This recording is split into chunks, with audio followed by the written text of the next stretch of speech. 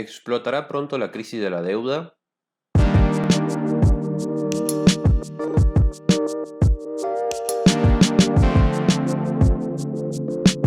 Hola amigos inversores, ¿cómo están? Un problema que está adquiriendo cada vez más preocupación entre los economistas es la crisis de la deuda, una montaña rusa que muchos temen que explote y colapse muchas economías. Aquí les hablo en profundidad de la evolución del problema de la deuda soberana y privada, las causas y los motivos de su volatilidad. Por último, en mis conclusiones, te doy mi opinión sobre la crisis de la deuda, acerca de qué podrían hacer los países para resolver el problema de la deuda soberana y cuáles podrían ser las graves consecuencias si no se atiende el inconveniente. Listo, listo, vamos. El debilitamiento de las perspectivas de crecimiento económico y el endurecimiento de la política monetaria a nivel global exigen prudencia en la gestión de la deuda y la política fiscal. La deuda mundial se mantuvo en 2021 por encima de los niveles anteriores a la pandemia, incluso después de registrar el mayor descenso de los últimos 70 años, lo que subraya los retos a los que se enfrentan los responsables políticos. La deuda total pública y privada disminuyó en 2021 hasta el equivalente al 247% del Producto Interior Bruto Mundial, cayendo 10 puntos porcentuales desde su nivel máximo en 2020, según la base de datos de la deuda global del FMI. La deuda privada, que incluye las obligaciones de las empresas no financieras y de los hogares, impulsó la reducción general, disminuyendo 6 puntos porcentuales hasta el 153% del PIB, según el recuento del Fondo Monetario Internacional, que se publica anualmente de 2016. Asimismo, el descenso de 4 puntos porcentuales de la deuda pública hasta el 96% del PIB fue el mayor en décadas. Las oscilaciones inusualmente grandes de los ratios de deuda se deben a la recuperación económica tras la crisis de 2009 y al rápido aumento de la inflación que le ha seguido. No obstante, a finales de 2021, la deuda mundial seguía estando casi un 19% del PIB por encima de los niveles anteriores a la pandemia, lo que plantea retos importantes a los responsables políticos de todo el mundo. Al fin y al cabo parece que los particulares son más conscientes que los gobiernos.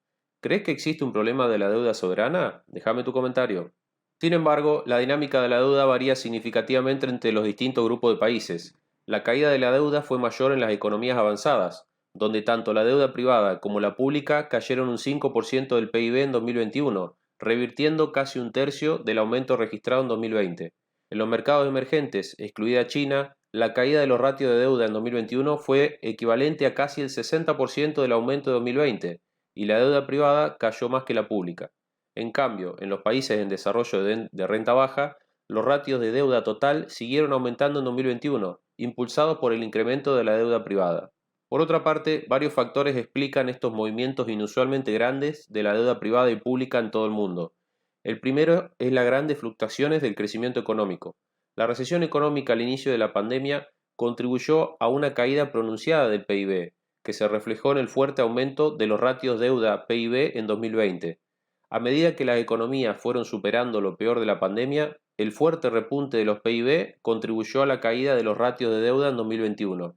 Asimismo, las tasas de inflación cayeron significativamente en el primer año de la pandemia, tendencia que se invirtió en 2021, ya que los precios subieron bruscamente en muchos países.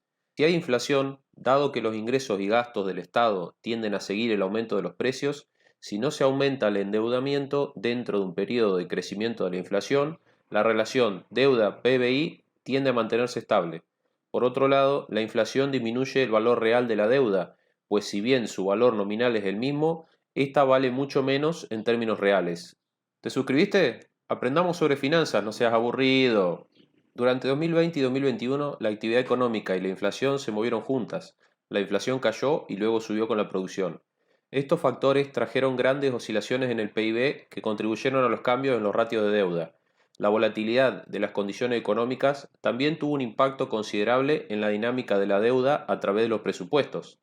La deuda y los déficits aumentaron significativamente en 2020 debido a la recesión económica y a las cuantiosas ayudas concedidas a particulares y también a las empresas. En 2021 los déficits fiscales disminuyeron, pero aún se mantuvieron por encima de sus niveles anteriores a la pandemia. Algunos ejemplos de países ilustran estos efectos. El repunte económico y el aumento de la inflación redujeron la deuda en más de 10 puntos porcentuales del PIB en Brasil, Canadá, India y Estados Unidos, pero la deuda real disminuyó menos debido a las necesidades de financiación del gobierno y del sector privado. En otros casos, por ejemplo en China y Alemania, La deuda pública aumentó ya que los grandes déficits compensaron el aumento del PIB nominal. ¿A quién ves mejor posicionado económicamente de cara a 2023? ¿Estados Unidos, China o Europa? Déjame tu comentario. La pesada carga de un dólar fuerte es otro inconveniente. Muchos expertos se han estado enfocando sobre el impacto de la composición monetaria de la deuda en los presupuestos públicos en el contexto de un dólar estadounidense sólido. Las estimaciones del Fondo Monetario Internacional muestran que el 70% de toda la deuda de los países emergentes y el 85% de la deuda de los países de renta baja está en moneda extranjera. Dado que los gobiernos de los países en desarrollo gastan en moneda local y piden prestado en divisas, esta estructura deja a los presupuestos públicos muy expuestos a depreciaciones monetarias grandes e inesperadas. Tal es así que a finales de noviembre de 2022, al menos 88 países habían experimentado una depreciación frente al dólar estadounidense este año. En 31 de estos países, la depreciación fue superior al 10%. Conclusiones. Gestionar los elevados niveles de deuda será cada vez más difícil si las perspectivas económicas siguen deteriorándose y los costes de endeudamiento aumentan aún más. Por otro lado, los altos niveles de inflación siguen contribuyendo a reducir los ratios de deuda últimamente, especialmente en los casos en que los déficits están volviendo a los niveles anteriores a la pandemia. Sin embargo, el alivio que supone para la dinámica de la deuda los periodos de inflación creciente, estos no pueden ser permanentes. Si la inflación elevada se hiciera persistente, aumentaría el gasto, por ejemplo en salarios, y quienes presten dinero exigirían una prima de inflación más elevada para prestar a los gobiernos y al sector privado. ¿Da miedito esto o crees que no pasa nada? Déjame tu comentario. El debilitamiento de las perspectivas de crecimiento y el endurecimiento de la política monetaria exigen prudencia en la gestión de la deuda y la aplicación de la política fiscal. Muestra de ello es el mal desempeño de los mercados de bonos durante 2022, del cual se observa una mayor sensibilidad de los inversores al deterioro de los fundamentos macroeconómicos y a las limitadas reservas fiscales. Por otro lado, si un país incurre en impago, las condiciones de reestructuración de la deuda suelen ser fijadas por grupos de acreedores que compiten por obtener las mejores condiciones, en lugar de dar prioridad a las preocupaciones económicas y de desarrollo o a la sostenibilidad de los reembolsos de la deuda. Para resolver estas cuestiones de forma equitativa es necesario hacerlo de manera que se mantenga la capacidad de los países deudores de crecer y hacer frente a sus obligaciones de deuda actuales y futuras, o sea, tratar de cobrar sin estrangular. ¿Y qué hacemos? ¿Seguimos mirando nada más?